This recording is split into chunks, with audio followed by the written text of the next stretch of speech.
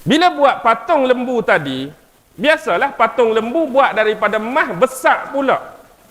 Tapi satu lagi dia ambil benda hak dia simpan tadi, bekas tapak kaki kuda Jibril. Dia bubuh dalam patung tu pasir-pasir daripada bekas tapak kaki kuda Jibril. Lalu akhirnya kalau tadi tapak-tapak kaki tadi mampu menghidupkan pokok dan tumbuhan, akhirnya menyebabkan lembu ini mampu bercakap dan berbicara. Boleh bercakap pula lembu hak dia baru buat tadi. Lalu dia pun kerah kepada Bani Israel, wahai orang-orang Bani Israel, sebenarnya Tuhan kita yang sebenarnya lembu ni lah. Tuhan kita yang sebenar patung lembu ni lah.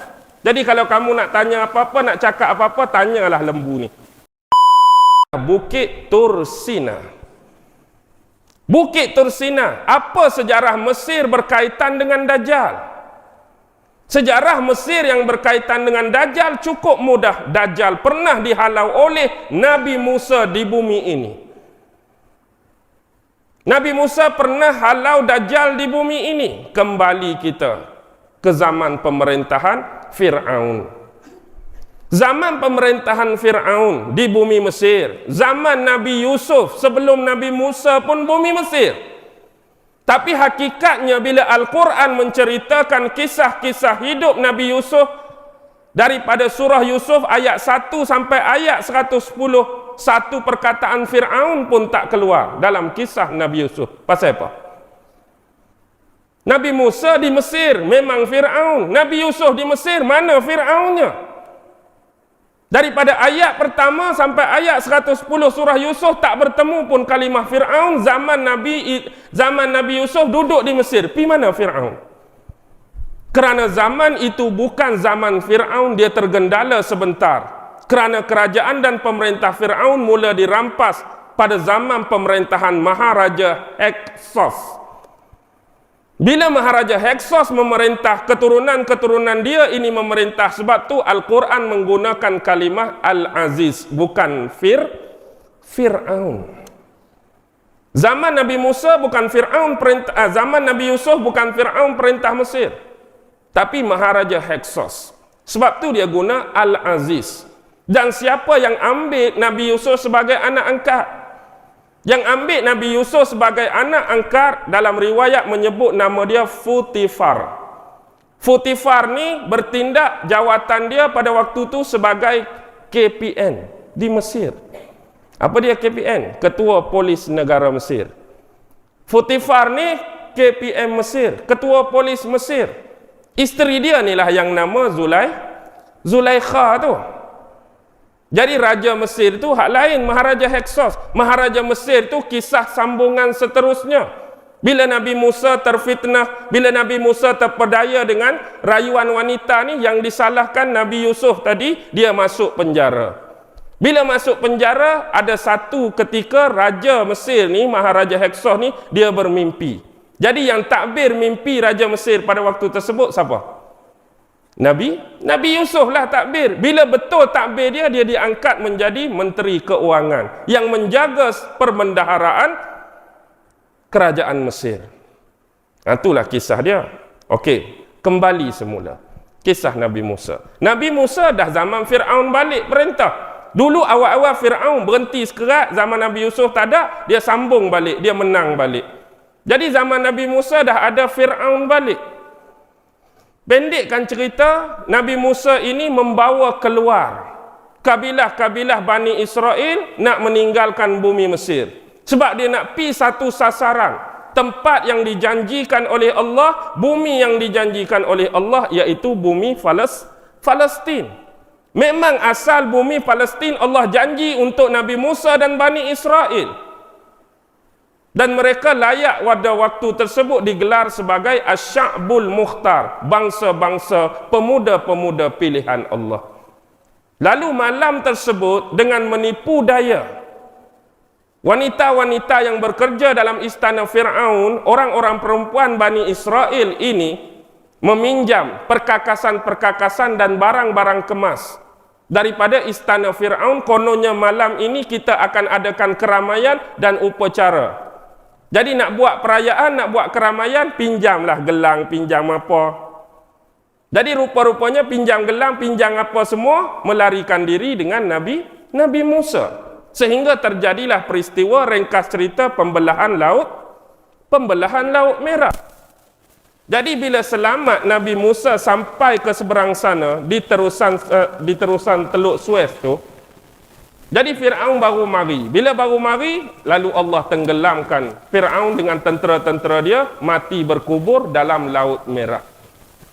Jadi bila sampai di sana, Nabi Musa tengok kepada Bani Israel yang terselamat. Kalau kita rujuk kitab Taurat mereka pun, dalam Safar bilangan ataupun disebut the Book of Numbers. Kenapa Safar ini disebut bilangan? Kerana dalam Safar ini kisah dia menceritakan Nabi Musa bila selamat sampai ke seberang Teluk Suez tu, dia kira sorang-sorang berapa orang yang selamat. Dalam Safar bilangan menyebut dia kira rata-rata yang umur mereka ni 20 tahun ke atas. Yang umur 20 tahun ke bawah Nabi Musa tak kira. Tengok tanya, 18 tak payah kira, 21 kira, 22 kira, 16 tak kira. Jadi dalam kisah Safar penghijrahan, Safar bilangan tu, dia sebut kisah Nabi Musa duk bilang.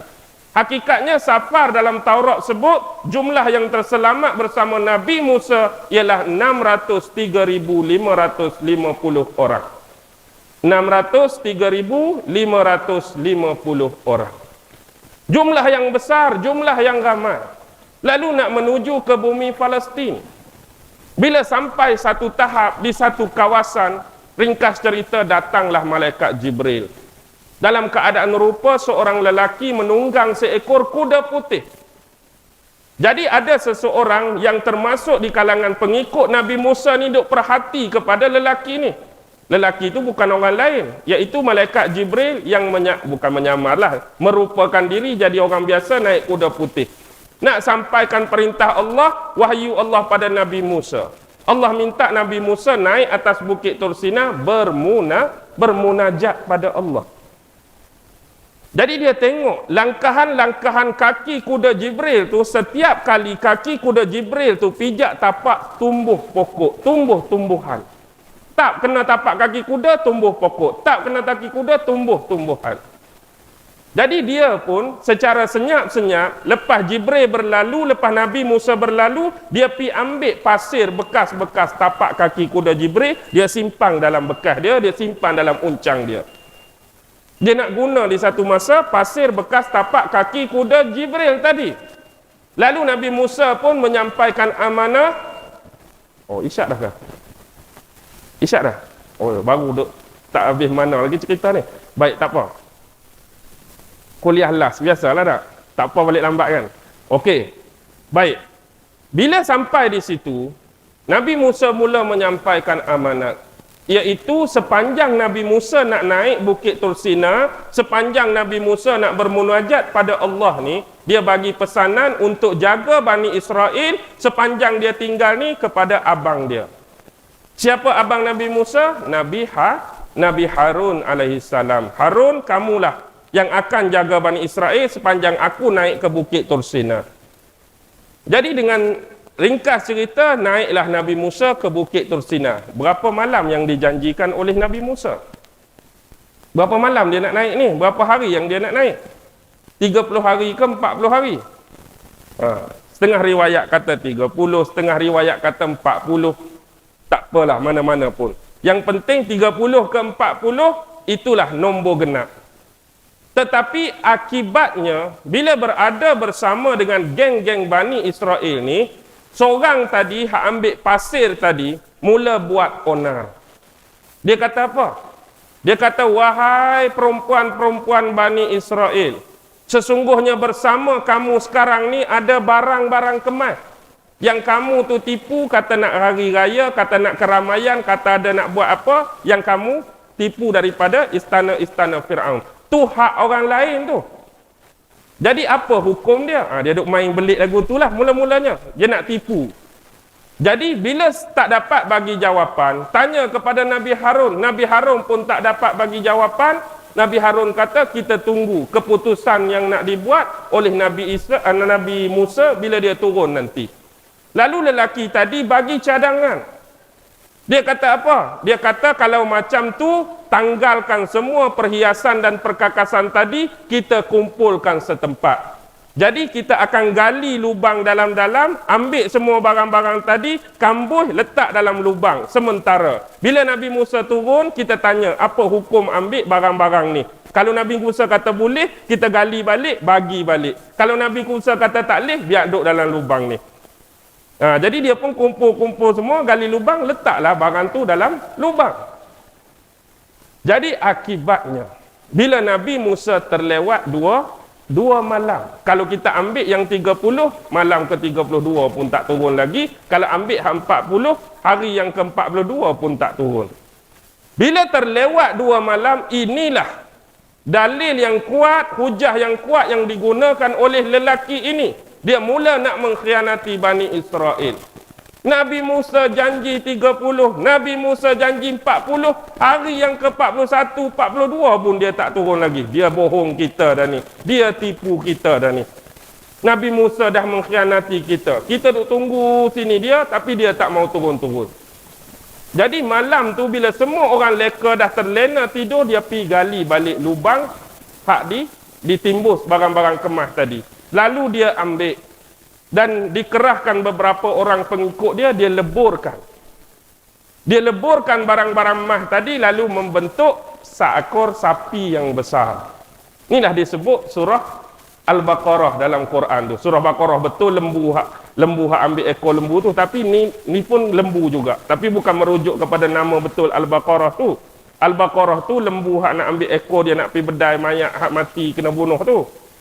Tahu tak cerita tu? Biar dulu. Okey. Bila buat patung lembu tadi, biasalah patung lembu buat daripada emas besar pula. Tapi satu lagi, dia ambil benda yang dia simpan tadi. Bekas tapak kaki kuda Jibril. Dia bubuh dalam patung tu pasir-pasir daripada bekas tapak kaki kuda Jibril.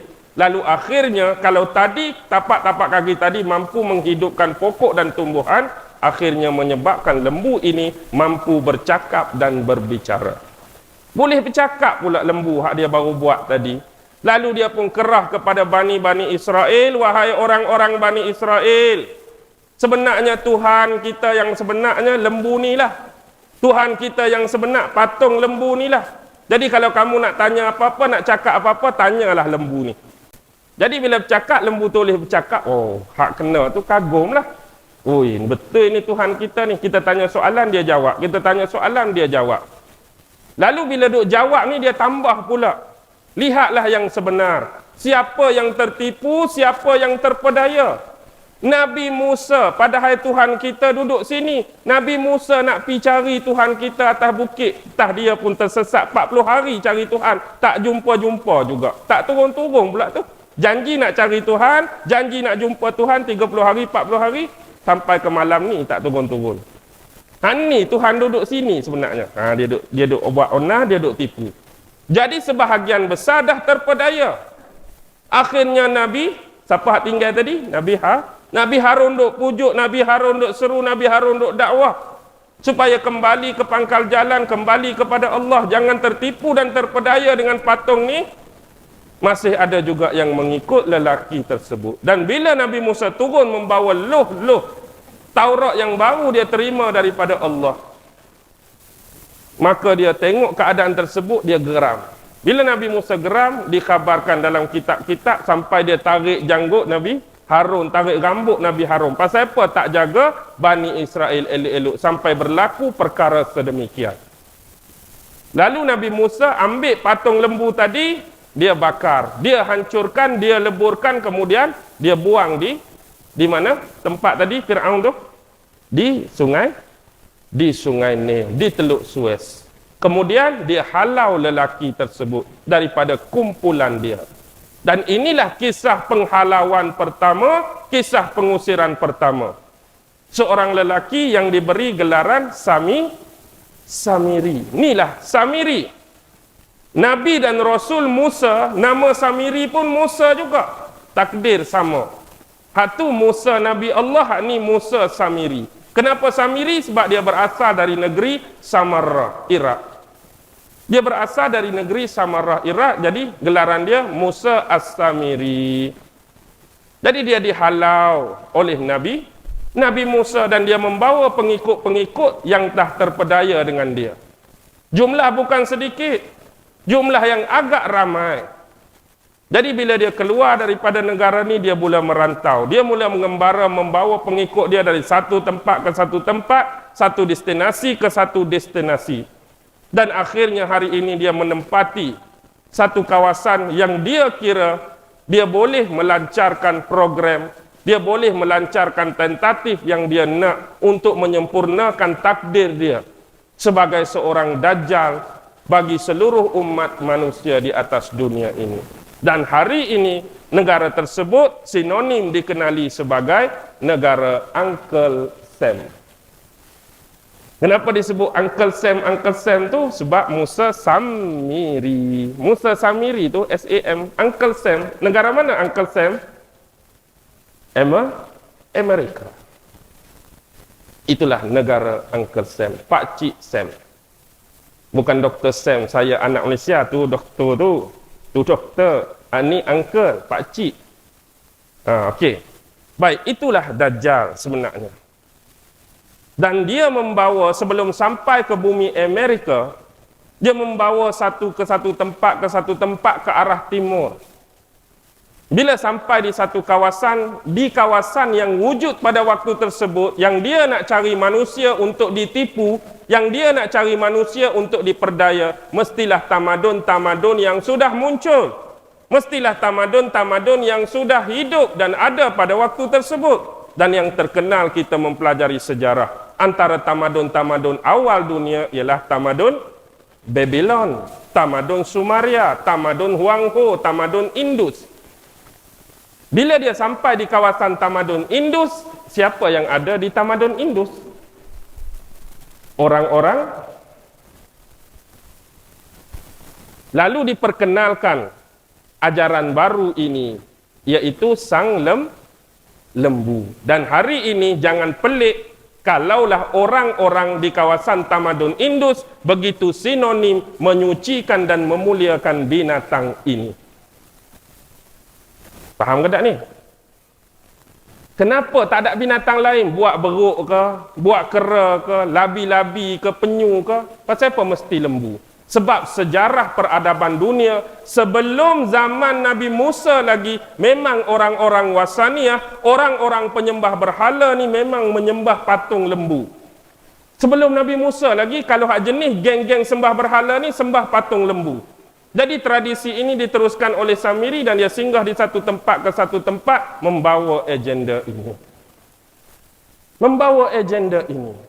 Kalau tak cukup dengan agenda ini, tak mampu diterima oleh penduduk setempat, dia menukar watak. Kadang-kadang tak mampu untuk diterima satu-satu tempat dengan lembu, maka dia tukar kepada binatang lain pula.